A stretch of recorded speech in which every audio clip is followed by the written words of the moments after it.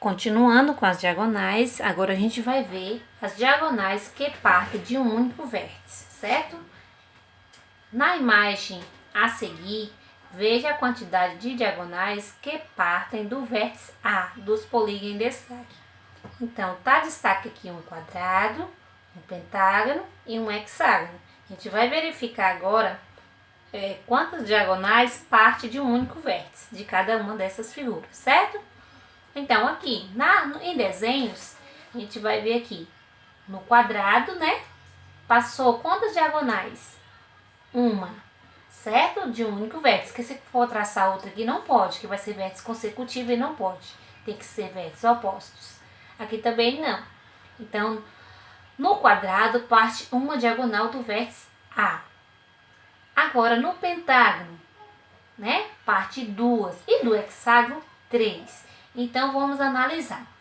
A gente observar aqui o vértice aqui, o A, partiu uma e duas. Não pode ser traçada mais, né? Porque os vértices são consecutivos.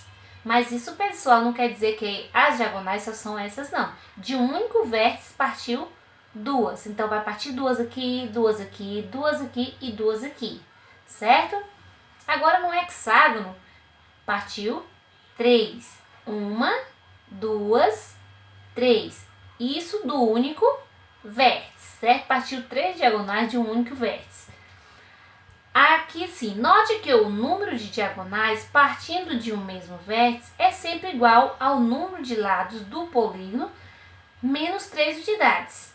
Assim, se o lado do polígono for representado pela letra N, teremos aqui uma pequena fórmula, certo?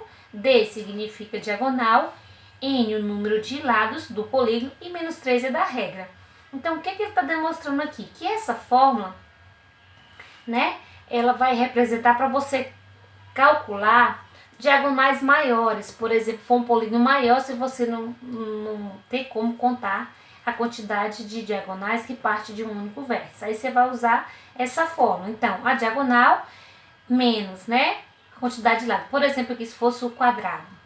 No lugar do N aqui ficaria 4. 4 menos 3 dá quanto? 1, certo? Então, só ia traçar uma diagonal de um único vértice. Por exemplo, aqui, diagonal é igual. Quantos lados tem um pentágono? 5 lados, certo? Então, 5 menos 3 daria quanto?